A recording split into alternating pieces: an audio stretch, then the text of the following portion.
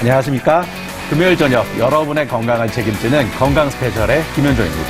안녕하세요. 치의학 박사 정림입니다.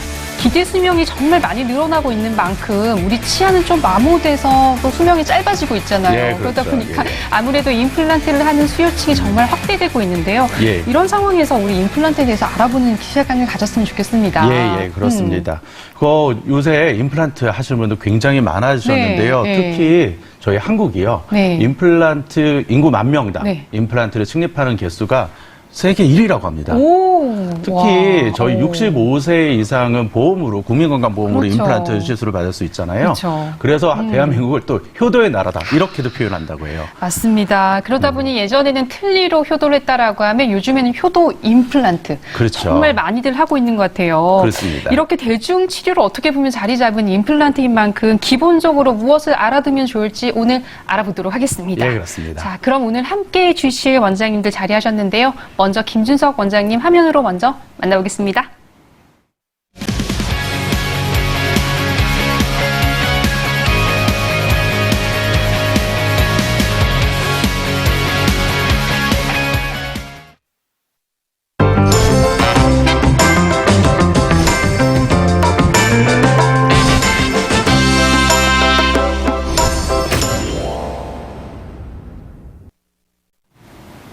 네, 김준석 원장님 자리에 나오셨네요. 원장님, 안녕하세요. 네, 안녕하세요. 안녕하세요. 네, 어서 오세요. 자, 원장님, 요즘 네. 임플란트 상담 정말 많이들 하시잖아요. 보통 어떤 상태분들이 또 이런 분들을 좀 찾고 있나요? 네.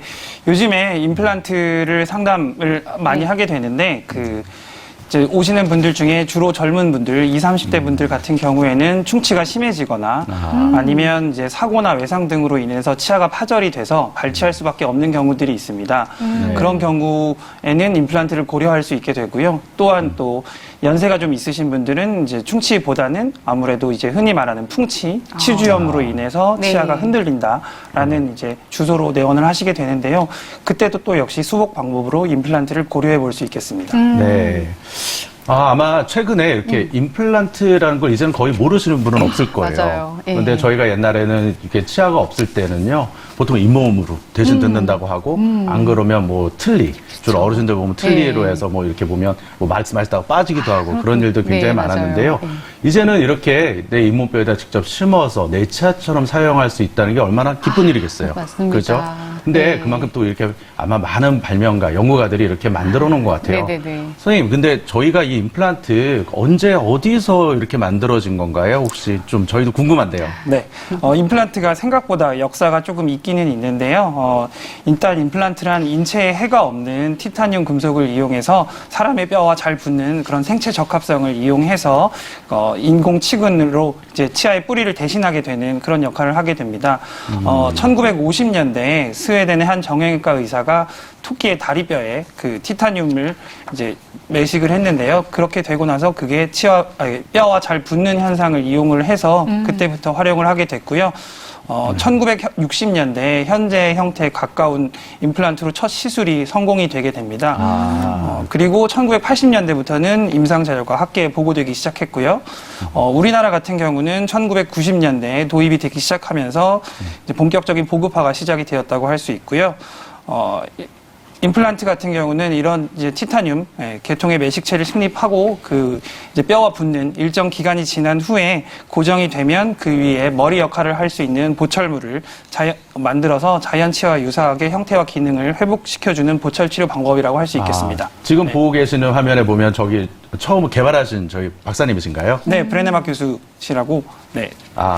그러면 계속 그 임플란트하고 치아의 어떤 다른 점도 차이점도 이런 거 있는 것 같은데요. 그럼 계속 좀 설명 좀 부탁드리겠습니다. 네. 자연 치아와 임플란트의 구조를 한번 살펴보시면 그림을 먼저 보시고 설명을 드리겠습니다. 비교를 해보면 일단 자연 치아의 뿌리 역할을 하는 이제 임플란트 매식체 그 티타늄 금속이 이제 뿌리 역할을 하게 되고요. 그 위에 머리 역할을 하는 부분은 상부 보철물을 연결을 하게 됩니다. 그리고 그 보철물과 뿌리를 연결해주는 지대주가 중간에 자리하게 됩니다. 네, 이렇게 보다 보면 뭐 임플란트와 자연치아 정말 비슷하면서도 다른 점들이 있긴 한 것 같은데요. 사실 원장님도 임플란트 많이 하시잖아요. 네, 그렇죠. 임플란트 수술 많이 하고 있어요. 지금 뭐 우리나라가 세계 1위라고 하는 정도로 굉장히 많은 시술을 하는 게 또 치과 의사들의 어떤 역량 때문인 것 같기도 한데요. 그렇죠. 그만큼 또 대한민국 네. 치과 의사 실력이 굉장히 많이 정말 늘어났죠. 높죠. 예. 근데 그래도 어쨌든 이 임플란트 시술 자체가 원래 치과 치료 중에서도 굉장히 고난이도 치료이긴 하거든요. 네, 그렇습니다. 환자 상태도 다르고 또 잇몸 건강 상태도 다를 수 있고요. 뭐 일반적으로 그런데 이런 임플란트 수술이 다 동일하게 되지는 않겠지만 그래도 어떤 방식으로 수술되고 있는지 좀 알아볼까요? 네. 일단 수술 전에 검사가 필요하겠죠. 네. 먼저 엑스레이나 3D CT 촬영을 하게 됩니다. 이를 통해서 잇몸 뼈의 그 형태라든지 3차원적 구조를 확인하고요. 또 염증 상태 등을 확인을 하게 됩니다. 그 확인을 한 상태를 통해서 이제 다음 사진을 보시면 임플란트를 식립을 하게 되는데요. 임플란트를 잇몸 뼈에 심는 과정이라고 할 수 있겠습니다. 임플란트가 들어갈 부분에 잇몸을 절개를 하고 임플란트를 심고 다시 덮는 과정을 하게 되는데요. 보통 이제 잇몸 이식이라든지 뼈 이식이 필요한 경우에는 이때 같이 진행을 하는 경우들이 많습니다. 네. 그리고 또 다음 사진을 보시면 이제 어느 정도 시간이 지나서 임플란트가 뼈에 굳게 되면 이제 그 잇몸을 다시 노출을 해서 머리 상부 보철물을 연결할 수 있는 기둥을 만들어주는 2차 수술을 진행을 하게 되는데요. 항상 2차 수술까지 가는 것은 아니고 1차 수술을 할 때 처음부터 잇몸 밖으로 노출하는 경우도 있기는 있습니다. 네. 뼈에 임플란트가 붙는 시기는 보통 아래턱뼈는 일반적으로 2달에서 3달 정도, 위턱은 3달에서 6달 정도로 생각하시면 될 것 같고요. 그런 이제 시기가 다 마무리가 되고 나면 보철물을 장착을 하게 되는데 2차 수술이 지나고 나면 머리 부분을 이제 일반 치료, 보철 치료를 하듯이 본을 떠서 보철물을 장착을 하게 됩니다. 네. 그럼 이제 아까 얘기하신 것처럼 처음에 수술을 하고 저희가 이제 기둥을 연결하고 그 다음에 치아를 만들어서 나사를 네네네. 연결하는 그런 과정에 대해서 굉장히 자세하게 설명을 해주셨는데요. 네. 그 저희가 보통은 치아를 이렇게 임플란트라는 치료 과정이 있지만 보통은 또 치아가 빠졌을 경우에 저희가 치료하는 것들 중에 뭐 브릿지라는 것도 있고 또 아까 얘기했던 틀니 같은 것도 있는데요. 그럼 임플란트랑 과연 이런 치료들이 어떤 차이점이 있는지 좀 굉장히 궁금한데요. 네. 일단 틀니 같은 경우는 예전에 많이 사용하시던 방법인데요. 보통은 다수의 치아가 상실된 경우에 틀니를 통해서 이제 저장 능력을 회복해주는 방법으로 사용을 했었는데 사실 잇몸 위에 얹어지는 방법이기 때문에 생각보다는 조금 불편하고 오래 쓰시다 보면 이제 아프다든지 잇몸뼈가 변하면서 또 다시 조정을 해줘야 된다든지 아니면 새로 제작을 해줘야 되는 경우들이 있을 수 있습니다. 그에 반해서 임플란트는 조금 더 강한 저장력을 만들어 줄 수 있고 그래서 자연치와 비슷하게 조금 더 딱딱하고 질긴 음식도 편하게 드실 수 있을 것 같고요. 어떻게 보면 또 관리만 잘 되면 수명이 조금 더 길기 때문에 잘 유지만 하신다면 틀니보다는 오히려 경제적인 방법이 될 수도 있습니다. 그렇죠. 그렇군요. 방금 뭐 틀니에 관해서도 굉장히 얘기를 해주고 비교를 해주셨는데요. 네. 저희가 또 브릿지라는 게 사실 어떻게 보면 임플란트를 대신하기도 브릿지 대신에 임플란트를 하기도 하는데 네. 저희 두 가지도 약간 헷갈리기도 해요. 네. 그럼 브릿지랑 임플란트 또 그건 또 어떤 차이가 있을까요? 네, 브릿지 같은 경우는 이제 치아가 빠진 부위, 양 옆에 있는 치아들, 인접치들을 갈아서 그 부위의 시술을 통해서 이제 또 회복을 시켜주게 되는데요. 이 브릿지 같은 경우는 아무래도 임플란트라든지 다른 치료에 비해서는 시간이 조금 적게 걸릴 수는 있지만, 치아를 뭐 또 옆에 거를 또 옆에 아까 치아를 삭제한다고 갈아내야 되기 얘기하는데. 때문에 아무래도 손상을 줄 수밖에 없고요. 그에 반해서 임플란트는 그 소실된 부위, 그 부위만 치료를 해주면 되기 때문에 조금 더 나은 방법이라고 할 수 있겠습니다. 네. 사진을 보시면 이제 한 개의 치아만 상실했을 경우에는 임플란트 그렇게 하나를 심으면 되지만 양 옆에 브릿지 같은 경우는 양 옆을 갈아서 쓰게 되고요.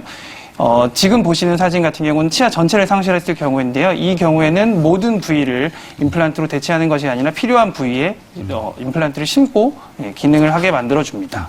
네. 그렇군요. 이렇게 보니까 원장님 말씀대로 뭐 임플란트를 제외하고는 나머지는 치아를 좀 많이 다듬어야 된다든지 그쵸. 아니면은 또 이제 기능을 잘 못한다든지 이런 부분이 생기기 때문에 이 임플란트의 장점은 정말 많은 것 같아요. 그렇죠. 그런데 뭐 대부분의 사람들이 당연히 이 부분에 대해서 많이 알고 있기도 하고 임플란트를 하고 싶지만 사실 임플란트를 못하는 경우도 있단 말이에요. 그렇죠. 그러다 보니까 우리가 지금 수술 준비부터 그리고 이 회복에 따르는 기간이라든지 또는 비용 같은 것들 좀 많이 질문하지 않나요? 이 질문이 제일 많을 것 굉장히 같아요. 많이 질문이 있을 것 같아요. 네, 요즘에는 기간이라든지 비용에 대해서 많이 질문을 하시기는 하는데요. 예. 그러니까 사실 전반적으로 비용은 조금씩 감소하는 추세이기는 하고요. 감소를 하는구나. 예. 네. 그리고 이제 뭐 단순히 임플란트만을 하게 되느냐, 뼈 이식을 하게 되느냐에 따라서 비용이 조금씩은 차이가 날 수 있으니까 네.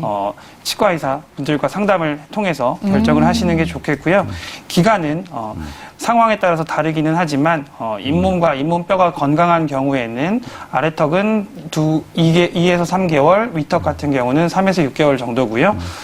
잇몸 질환이 조금 심한 경우에는 뼈 이식이 동반이 될 수 있고 이런 상황에 따라서 길게는 1년 이상 소요되는 경우들도 있겠습니다. 네. 지금 보니까 잇몸 질환이 있는 경우에는 또 굉장히 좀 약간 좀 시술 기간이 길어지는데 결국은 제가 봤을 땐 평소에 관리하는 것도 굉장히 중요하겠어요. 그럼요. 네. 그리고 사실 이 기간이 길다라고 볼 수 있지만 전체 사용하는 기간에 비하면 또 어떻게 보면 짧을 수가 있단 그렇죠. 말이에요. 또 뭐 10년, 20년 쓸 수 그렇죠. 있다고 그러면 1년의 네. 시간이 그만큼 더 짧아질 수 있으니까요. 예, 당연히 그런데 이렇게 장점이 많은 임플란트이지만 모든 분들에게 다 적용될 수 없는 경우도 있을 것 같거든요. 혹시 전신 건강이라든지 어떤 문제가 있을 때 못하는 경우도 있나요? 네, 요즘에는 고령화 시대에 들어서 점차적으로 전신 질환을 가진 환자분들이 많이 늘어나고 있는데요. 네, 네. 고혈압, 당뇨, 골다공증을 등을 가지고 계신 분들은 주변에도 쉽게 찾아볼 수 있고요. 또한 심혈관계라든지 뇌혈관계 질환을 가지고 계신 분들도 만날 수 있는데요. 이런 병력을 가지신 분들은 복용하시는 약이라든지 주사제 등을 의료진에게 반드시 알려주셔야 그 부분을 참고해서 진료를 들어갈 수 있고요. 뭐 예를 들면 아스피린 같은 경우는 이제 피를 묽게 하는 성질이 있어요. 그래서 수술을 하고 나면 피가 잘 멈추지 않을 수 있기 때문에 약을 중단해야 하는 경우도 있기 때문에 담당하시는 의사 선생님과 상담이 필요할 수 있겠습니다. 네. 그렇군요. 굉장히 이렇게 전신질환이 있는 경우에는 뭐 쉽게 할 수는 없지만 그러더라도 아까 얘기하신 것처럼 잘 조절되는 고혈압이나 뭐 네. 당뇨 같은 경우는 뭐 담당하시는 선생님하고 상의하면 충분히 또 임플란트를 할 수 있다고 그렇게 네. 설명을 해주셨는데요. 예. 그런데 이렇게 전신질환이 있는 것뿐만 아니라 또 저희가 흔히 얘기하잖아요. 잇몸뼈가 부족하다. 그렇죠. 그런 경우에는 또 우리가 뭐 심어야 되니까 어떻게 보면 흙이 좋아야 나무가 잘 자라는 것처럼 그러니까요. 잇몸뼈가 좋아야 되는데 이런 경우에 또 여러 가지 저희가 뼈 이식 뭐 이런 것도 한다고 하더라고요. 네네네. 그래서 어떻게 하면 이런 잇몸뼈가 부족한 경우 할 수 있는지 기초공사 어떻게 해야 될까요? 네, 중요합니다. 일단 사진을 먼저 보시고 말씀을 드리겠습니다. 사진을 네. 한번 보시면 주변 뼈가 많이 소실이 되고 깊은 충치 등으로 인해서 치아를 살리기 힘들어서 발치를 하신 상황인데요. 이 발치를 하시고 나서 한 2년 정도 뒤에 내원을 하셨어요. 뒤에 내원을 하시니까 잇몸 뼈의 폭과 높이가 많이 소실되어 있는 상태를 볼 수 있고요. 이 상태에서는 그냥 임플란트를 심기가 어렵습니다. 반드시 뼈 이식이 동반이 되어야 임플란트를 할 수 있는 상황이 될 수 있습니다. 네. 골 이식술, 그러니까 뼈 이식술이라는 거는 어떻게 보면 이제 건축할 때 기초 공사랑 비슷해서 임플란트가 튼튼하게 자리를 잡을 수 있도록 기반을 마련해 주는 거라고 보시면 될 것 같고요. 뼈 이식제 같은 경우는 이제 수술에 부족한 뼈를 보충해 줄 뿐만이 아니라 새로운 뼈의 형성을 유도해 줘서 중요한 역할을 하기 때문에 임플란트 후에 수술 후에 보다 건강하고 오랫동안 유지할 수 있도록 도와주게 됩니다.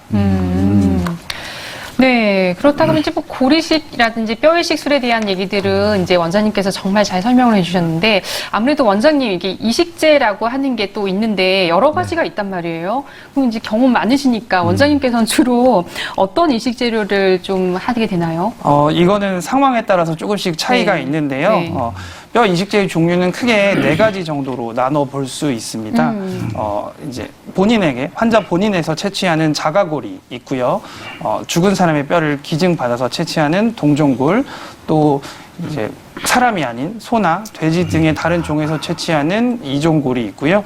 또 아니면 이제 바이오 세라믹 계열의 합성 물질을 사용해서 만들게 되는 합성골이 있습니다.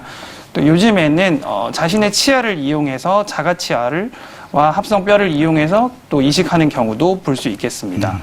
네, 이렇게 생방송으로 진행되고 있는 건강 스페셜과 함께하고 있는데요. 임플란트와 뼈이식에 대한 이야기도 나누고 있습니다. 자, 저희가 지금 원장님께서 뼈이식에 대한 이야기를 차근차근하게 해주셨는데 재료도 많지만 또 환자분들 많이 궁금해하는 게 어떤 방식으로 뼈이식 하실 거예요? 물어보시기도 하시잖아요. 네, 그렇죠. 원장님 어떤 방법이 있어요? 이것도 방법이랑 컨셉이 조금 여러 가지라고 할 수 있는데요. 네네네.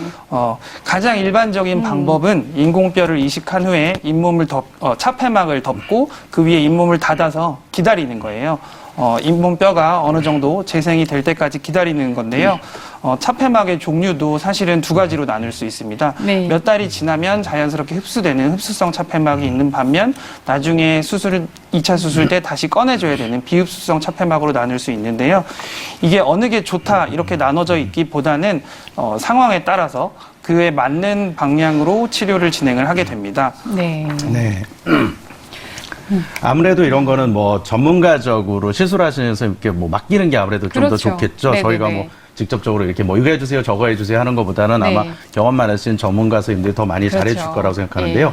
그런데 이런 임플란트 치료, 뭐, 물론 시기적절하게 잘 받으면 좋겠지만요. 저희가 또 이런 치료 시기를 놓치는 경우도 있잖아요. 그럼요. 과연 그러면 어떤 일이 벌어지나요?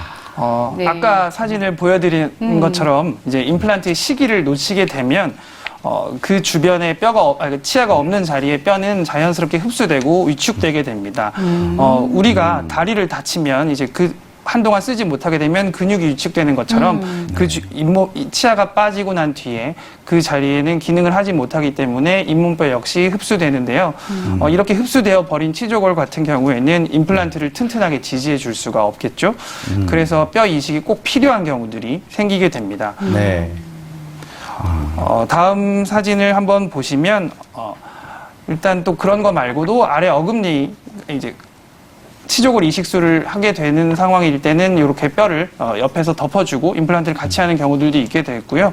다음 사진을 한번 보시면 어금니가 빠지게 되면 이제 그 공간이 비어 있기 때문에 주변의 치아들이 이동을 하게 됩니다. 위에 어금니 같은 경우는 아래쪽으로 내려온다든지 앞에 어금니가 없으면 뒤에 어금니가 이동을 한다든지 그러면 그거를 또 보강을 해줘야 되기 때문에 이가 빠지게 되면 바로 치과를 찾아가시는 게 좋겠습니다.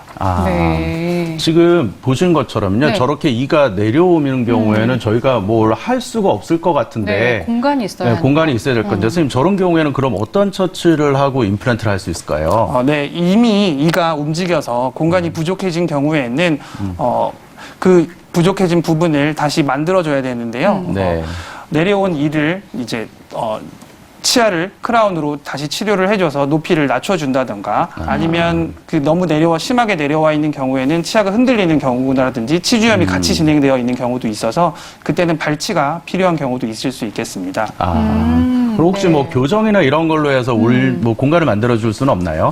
교정적인 방법도 이제 같이 고려를 해볼 수 있는데요. 네. 시간이라든지 또 비용적인 부분을 같이 고려하셔야 되기 때문에 담당 치과 의사 선생님하고 상담을 해보시는 게 좋겠습니다. 그렇군요. 이런 경우를 예. 가리켜서 뭐 호미로 막을 걸 가르로 막는다 이런 얘기들이 그렇죠. 떠오르긴 하는데요.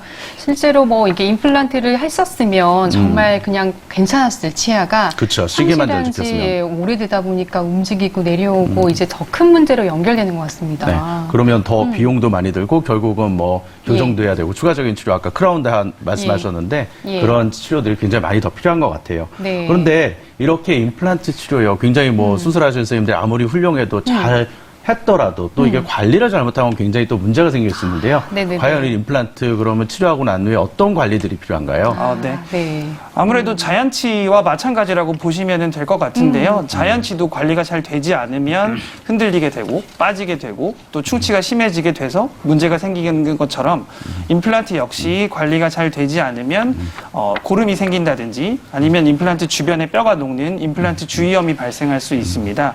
이렇게 되면 다시 심해진 경우에는 임플란트를 발거하고 다시 심어야 되는 경우도 발생할 수 있으니까 평상시에 관리를 잘 해주시는 것이 가장 중요하다고 할 수 있겠는데요.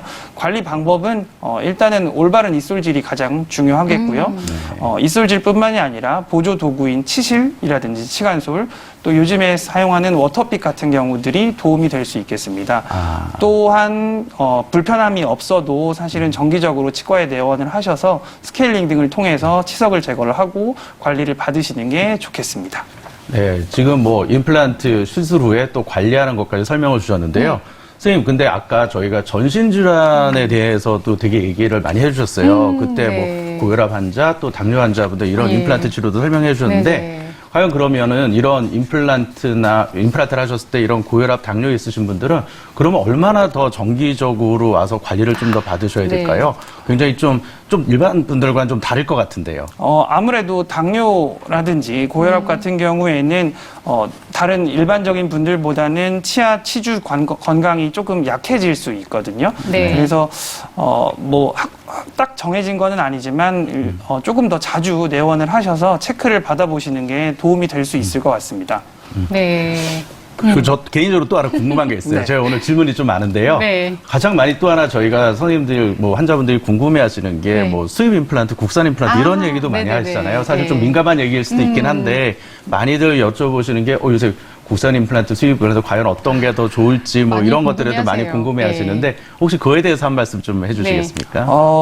예전에는 아무래도 임플란트라는 게 외국에서 처음에 만들어진 거잖아요. 그러다 보니까 수입 임플란트의 기술력이라든지 신뢰성에서 조금 더 높은 점수를 받았다고 한다면 하지만 요즘에는 국내 임플란트도 뛰어난 기술 발전을 통해서 사실 기술적으로는 외국 임플란트와 그렇게 크게 큰 차이는 유의한 차이는 없다고 생각을 하고요. 대신 이제 그 오래된 역사가 있는 만큼 그런 이제 신뢰적인 부분 같은 경우는 조금 주의해 볼 필요는 있다고 생각을 합니다. 네. 그렇습니다. 그럼 요새 국산 임플란트 굉장히 많이 좋아진 거죠? 굉장히 그렇죠. 많이. 예, 아무래도 요즘에는 거의 차이가 없다고 보시면 될 것 같습니다. 그렇습니다. 자, 임플란트 어떻게 보면은 식립만큼 중요한 게 어떻게 보면 관리잖아요. 네, 그렇죠. 관리를 잘 못해가지고 혹시 임플란트 보철물이 깨지거나 이랬을 때 환자분들 되게 놀래가지고 임플란트 깨졌어요라고 오시는 경우가 있어요. 네. 이런 경우에 어떻게 대처할 수가 있어요? 임플란트를 심고 보철물을 만드는 방법에 따라서 네. 이제 조정을 하게 되는데요. 위에 나사만 풀러서 다시 보철물을 만들어줄 수 있는 방법이 요즘에는 많이 활용이 되고 있으니까 깨져도 너무 놀라지 마시고 한번 네. 치과로 방문해 주시면 되겠습니다. 네. 이렇게 저희가 임플란트 전반적인 내용 알아봤는데요. 네. 수술부터 그리고 보철물 장착 그리고 관리까지 모든 것을 알아보는 시간이었습니다.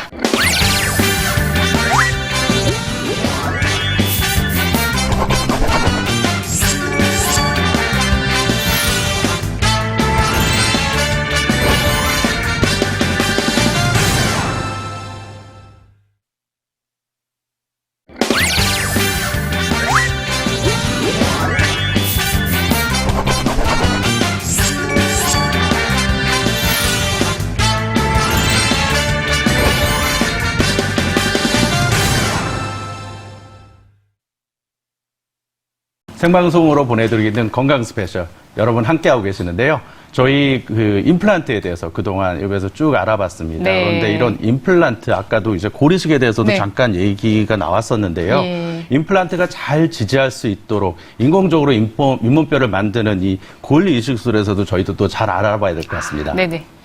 어떨까요? 그럼 네, 실제로 잇몸뼈를 이식하는 데 있어서 사람의 두개골 구조에 있는 위쪽에 있는 상부에 있는 상악 그리고 아래쪽에 있는 보통 우리가 하악이라고 부르는 아랫뼈랑 정말 방식이 조금 다를 수가 있어요. 이것에 대해서 조금 더 자세하게 알아보는 시간을 갖도록 하겠습니다. 네. 도움 말씀 주실 박웅표 원장님 화면으로 먼저 만나보시죠.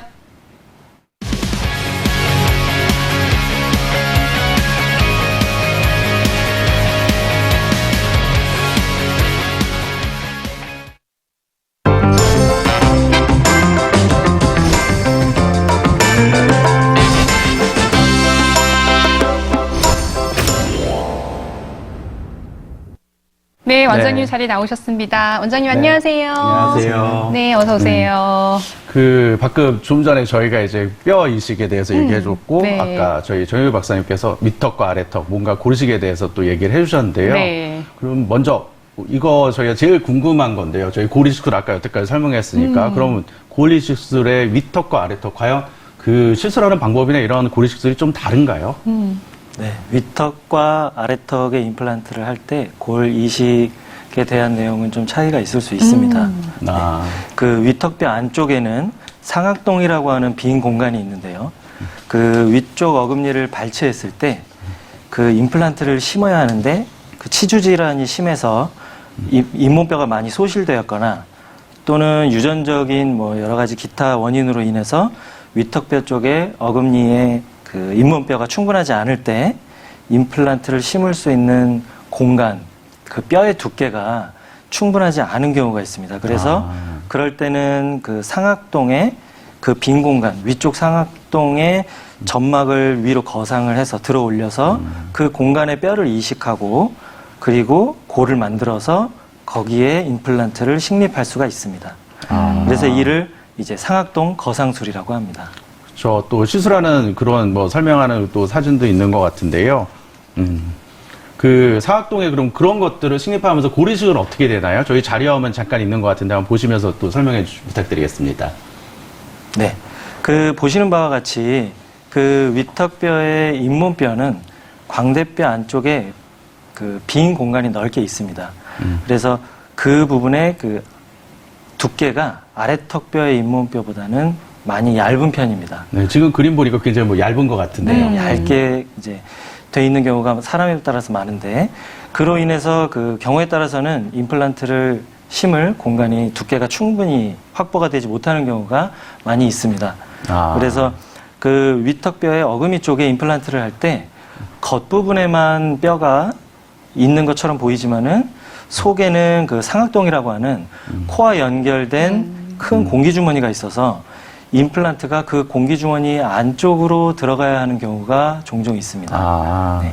그래서 그런 경우에 상악동 바닥에 있는 막을 위로 들어 올린 후에 뼈 이식을 하면서 이제 동시에 임플란트를 심거나 아니면 뼈 상태가 많이 약한 경우에는 뼈 이식만 해놓고 몇 달 정도를 좀 충분하게 기다린 후에 그 다음에 임플란트를 천천히 식립하는 경우도 있습니다. 네.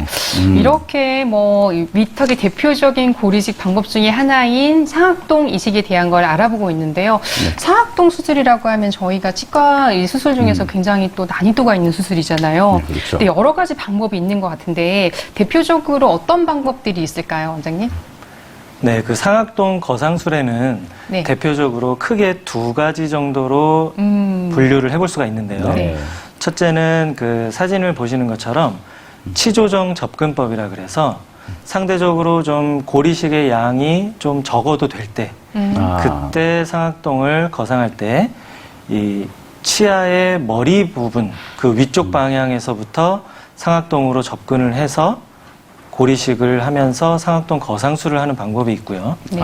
그 다음으로는 이제 측방 접근법이라 그래서 상대적으로 좀 많은 양의 고리식을 하면서 상악동을 거상할 때 이 치아의 머리 방향에서가 아니라 그 옆쪽 측면에서 치아의 뿌리 쪽에서 접근을 하면서 그 상악동 하부에 있는 막을 들어 올리면서 고리식을 하고 임플란트를 식립하는 그런 방법도 있겠습니다.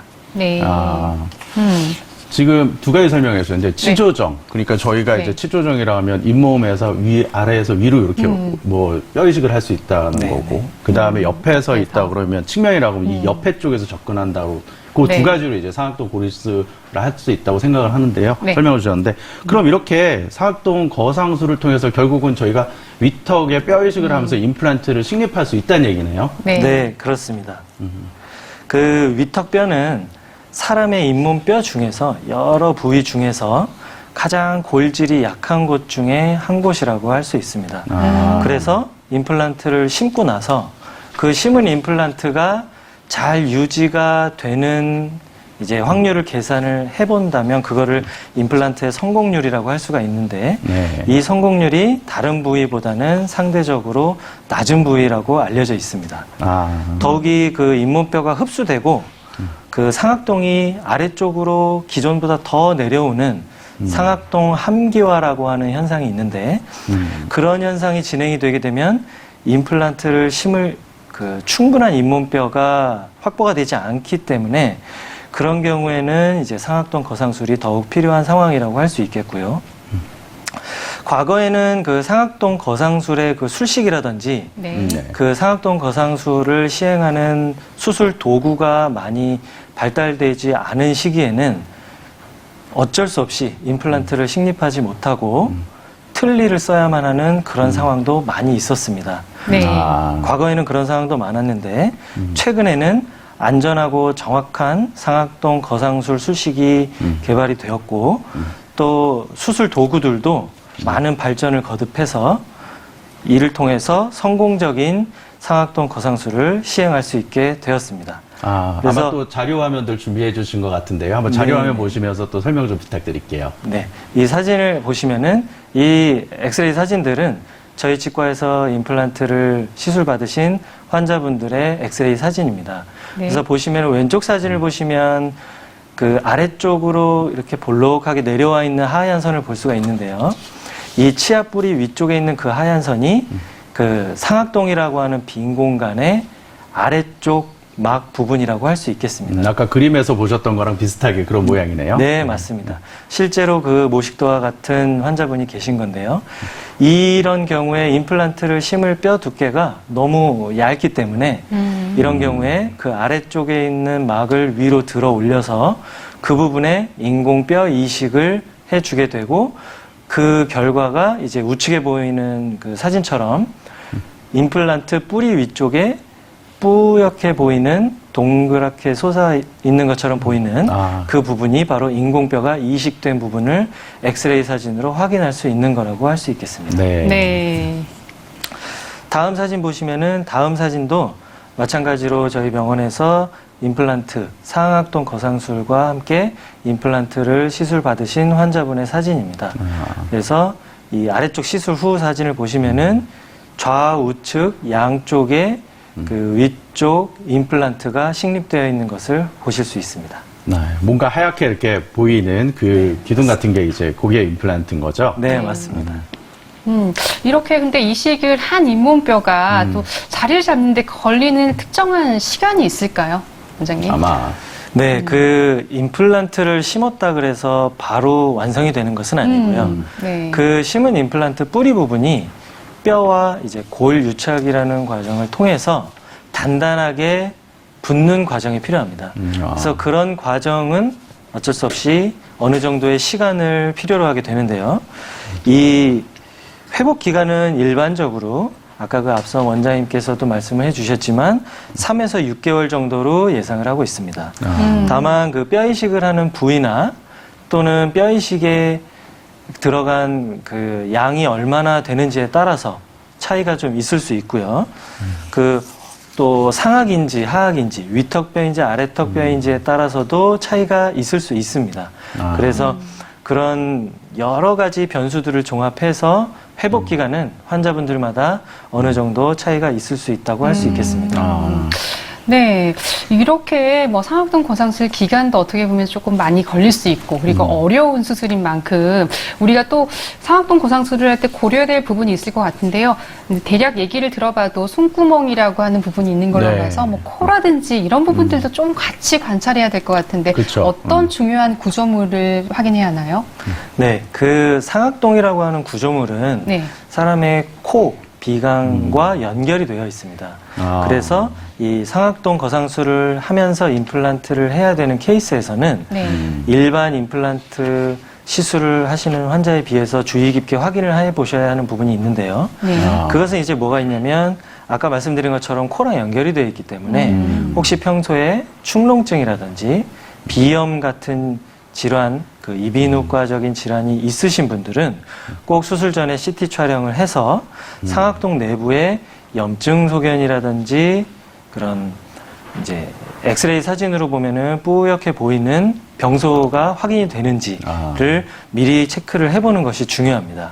그래서 경우에 따라서는 적절하게 약물 투여를 하기도 하고 또 증상이 좀 심한 경우에는 이비인후과적으로 의뢰를 해서 사전 치료를 먼저 한 후에 임플란트 식립을 진행을 하기도 합니다.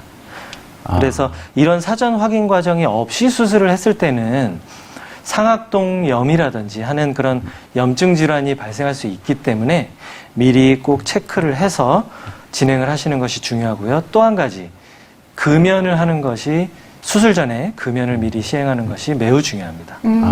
네. 그렇군요. 네.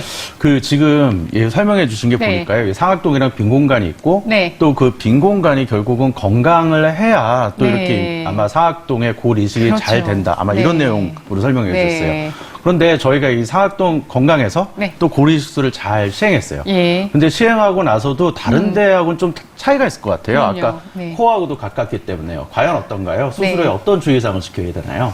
네, 수술 후의 주의사항은 그냥 대략적으로 보면 일반적으로는 그냥 임플란트, 보통 임플란트 수술 후의 주의사항하고 크게 다르지는 않습니다. 네. 근데 이제 수술 범위나 방법에 있어서 방법에 따라서 좀 많이 붓거나 통증이 있는 경우가 있을 수 있으신데 그 때문에 수술 후에 한 이틀 정도는 냉찜질을 해주시는 것이 도움이 됩니다. 그리고 수술 후에 한 3, 4주 정도는 얼굴에 압력이 가해지는 것을 피해 주시는 게 좋고 아까 말씀드린 것처럼 상악동은 코와 연결이 되어 있기 때문에 코를 강하게 푼다든지 또는 비행기를 타신다든지 비행기를 타게 되면 이제 기압의 변화가 있을 수 있기 때문에 그런 행위는 좀 조심을 해주시는 것이 좋고요.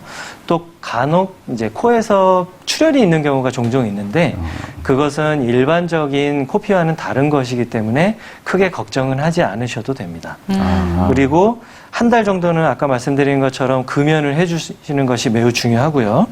그래야 이제 염증을 방지할 수가 있습니다.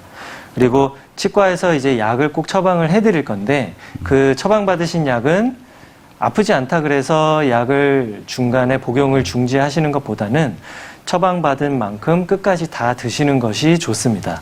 그리고 두통이나 혹시 머리가 띵하다던가 그런 증상이 있는 경우에는 시술 받으신 치과에 바로 말씀을 해주시는 것이 중요합니다. 네.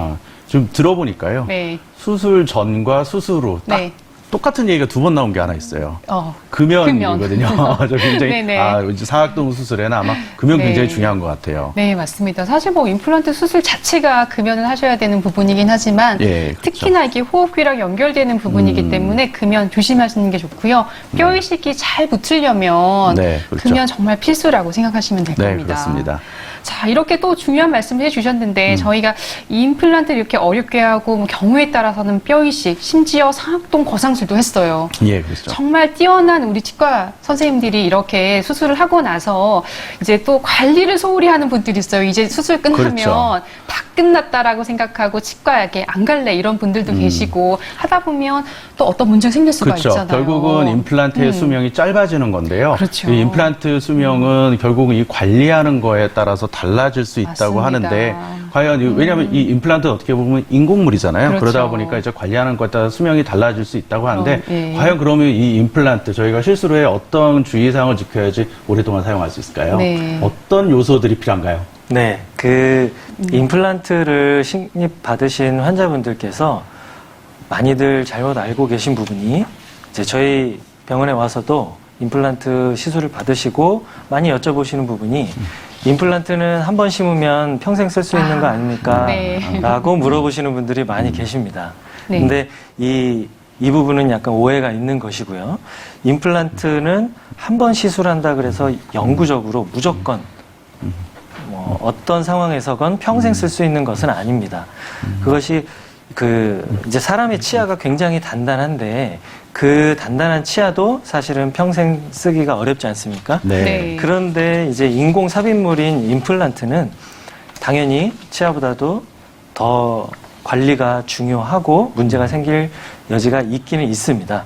네. 그래서 제가 오랜 기간 동안 임플란트를 식립해온 경험상 임플란트를 심고 또 임플란트의 머리 부분인 보철물을 제작하고 완성을 하는 것도 매우 중요하지만 그것에 못지않게 절대 덜 중요하다고 할 수 없는 것이 바로 유지 관리를 잘 하시는 것입니다.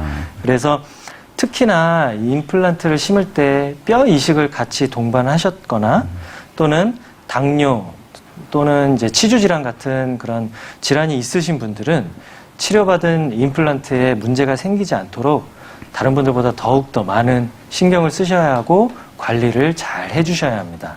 네. 그래서 그렇군요. 아무리 훌륭한 치과 의사가 시술을 했다 하더라도 환자분들이 유지 관리에 소홀하시게 되면 임플란트에는 문제가 생기는 경우가 많을 수밖에 없습니다. 네, 결국은 관리가 굉장히 더 중요하다는 그렇죠. 말씀이에요. 시술도 중요하지만 결국 이걸 얼마나 더 관리를 잘 해주느냐가 굉장히 어떻게 보면 오래 쓸 수 있는 하나의 수명을 늘리는 일이 될 것 같아요. 그렇죠. 사실 임플란트를 하는 가장 큰 이유 중에 하나가 뭐 사고나 질병 이런 경우도 있긴 하지만 네. 잇몸에 문제가 생겼거나 염증이 생겨서 하는 경우이기 때문에 임플란트를 하고 나서 하루아침에 이 습관이 바뀌지는 않거든요. 그렇죠. 그러니까 좀 관리 정말 중요한 거 잊지 마시고요. 자, 임플란트에 그러면 큰 문제가 생기는 대표적인 원인이라든지 증세는 어떤 것이 있는지도 알아볼까요? 네. 이제 사람의 구강 환경은 여러 가지 음식물과 또는 강하게 씹는 저장력, 그리고 여러 가지 세균들에 노출이 되어 있습니다.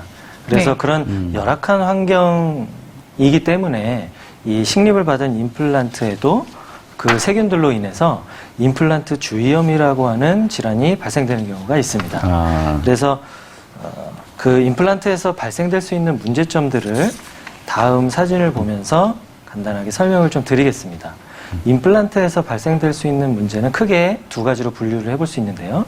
임플란트 주위 조직에서는 임플란트 주위 점막염, 그리고 임플란트 주위염, 또는 임플란트가 빠져버리는 임플란트 상실이 있을 수 있습니다.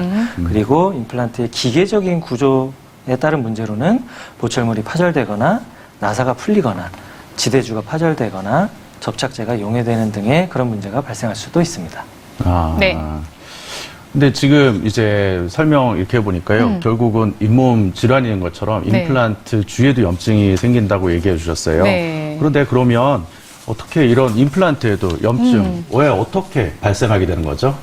네, 임플란트에 염증이 생기는 이유, 그리고 일반 자연 치아보다 더 염증이 잘 생길 수밖에 없는, 염증에 취약할 수밖에 없는 이유는 한마디로 자연 치유력이 없고 인체와 결합할 수 있는 그런 능력이 없는 인공 구조물이기 때문입니다. 그래서 옆에 사진 보시면 자연 치아와 임플란트를 비교해 놓은 사진을 보실 수 있는데요. 왼쪽은 자연 치아의 그 주위 조직이고 오른쪽은 임플란트의 주위 조직입니다. 보시다시피 임플란트에는 자연 치아에 있는 결합 조직에 부착이 없고 치주인대가 없습니다. 그래서 그런 지금 말씀드린 구조물들이 자연 치아의 그런 방어 역할을 하는 구조물들인데 임플란트에는 그런 구조물이 없기 때문에 상대적으로 염증이나 그런 기타 질환에 더 취약하다고 할 수 있겠습니다. 아, 네. 이 일반 치아, 자연 치아에 치주 질환이 생기는 것을 흔히 풍치라고 하는데요. 아, 이런 풍치가 오면 염증이 이제 잇몸뼈와 잇몸뼈 주변까지 진행된 경우를 말합니다. 그래서 잇몸뼈가 녹고 피가 나는 그런 증상이 발생되게 되는데 보통 그런 상황이 되면은 치과에 내원을 한다 하더라도 이를 빼는 거 말고는 해줄 수 있는 게 별로 없는 경우가 많이 있습니다. 네. 그래서 그런 상황이 발생되는 주요 원인은 세균성 치태라고 하는데 쉽게 세균이라고 보시면 되고요. 이런 치주 질환에 노출돼서 상실된 자리를 이제 임플란트로 복구를 해주게 됩니다. 아, 근데 임플란트도 마찬가지 그런 세균들의 영향을 받을 수밖에 없기 때문에 네. 그런 자연치의 치주 질환에 해당하는 것을 임플란트 주위염이라고 할 수 있겠습니다. 아, 임플란트 주위염은 두 가지로 나눠볼 수가 있는데요. 임플란트 그 위쪽 잇몸 부분에만 염증이 생기는 임플란트 점막염과 또 임플란트 뿌리 부분에까지 염증이 생기는 임플란트 주위염으로 나눠볼 수가 있습니다. 아. 사진에서 보시는 것처럼 왼쪽 사진 같은 경우는 임플란트 상부 지대주의 주변에만 작게 염증이 있는 경우, 이런 경우를 임플란트 점막염이라고 하고 우측 사진과 같이 임플란트 주변 뼈까지 녹아서 임플란트 뿌리 부분이 노출이 되는 이런 상황까지 되는 것을 임플란트 주위염이라고 하는데 딱 사진만 봐도 임플란트 주위염이 훨씬 더 안 좋은 상태라는 것을 알 수 있습니다. 그렇군요. 뼈가 많이 녹았네요. 네, 원장님, 그렇다면 이 임플란트 주위염의 발생 과정은 과연 어떻게 되는 건가요? 네. 임플란트 주위염 같은 경우는 이제 사진을 보면서 설명을 드리겠습니다. 사진을 보시면 임플란트 주위염이 발생되는 과정은 먼저 위생 관리가 제대로 되지 않은 경우에 임플란트 주변에 음식물이나 치태, 치석이 쌓이게 됩니다. 그러면 그곳에 있는 세균들이 이제 잇몸에 침투를 하게 되고 그 침투한 세균들에 의해서 잇몸 부분에 염증이 발생되게 되어서 붓고 피가 나고 심하면 잇몸뼈까지 녹는 현상이 진행되게 되는 것입니다. 아, 근데 저렇게 나빠지는 거는요, 아까 구강 위생이 나쁘면 임플란트 염증이 생긴다고 했는데요. 그러면 그 악화시키는 요인들이 또 다른 것들이 있는 것 같은데, 그러면 악화시키는 요인 어떤 것들이 있나요? 네, 임플란트 주위염을 악화시키는 요인에는 당뇨나 고혈압 같은 전신 질환이 있을 수 있겠고요. 당뇨 환자분 같은 경우는 그 임플란트 주변 잇몸에 혈액 공급이 감소되고 면역력이 떨어진 분들이 많이 계십니다. 그래서 감염의 위험성이 더 높아진다고 할 수 있겠고요. 구강 건조증이 있는 분들도 임플란트 주위염을 악화시킬 수 있는 요인 중에 하나라고 할 수 있겠습니다. 그리고 씹는 힘이 강한, 저장력이 강한 분들도 마찬가지고요.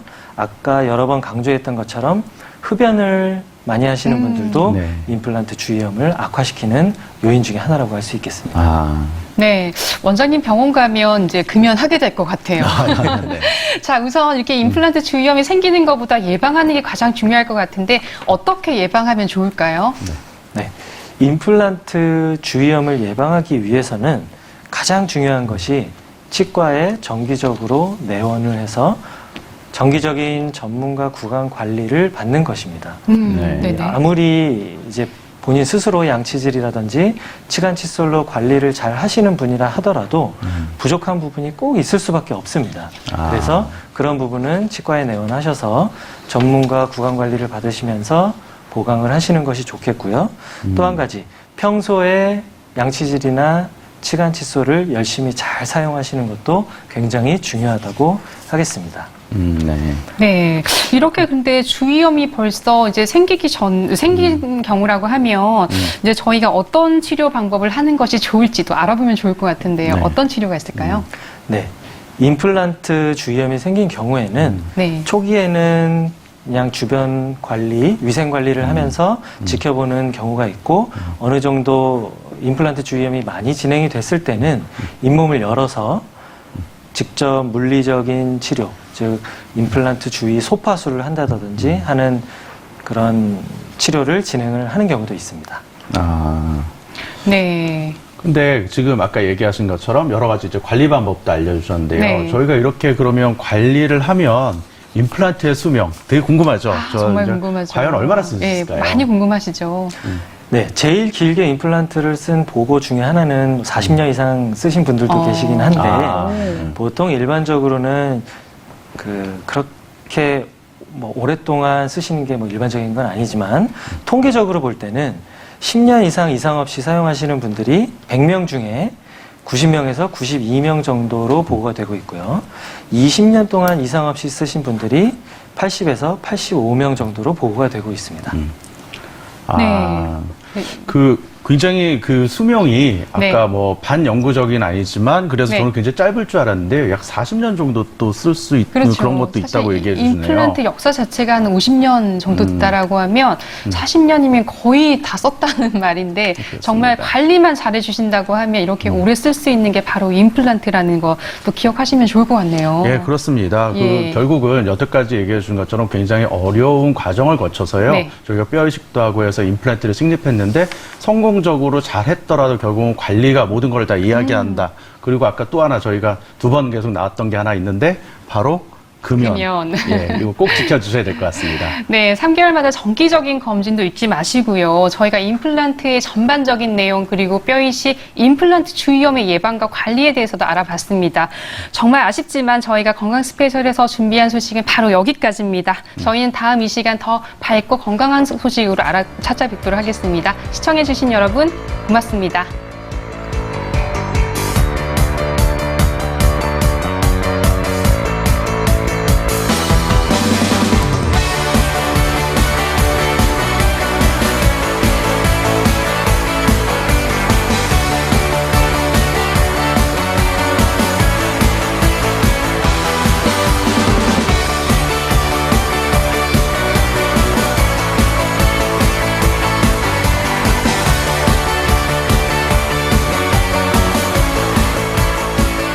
방송은 의료 정보에 대한 제공일 뿐 의료 정보에 대한 과시는 위험을 초래할 수 있고 모든 치료에는 부작용이 동반될 수 있습니다.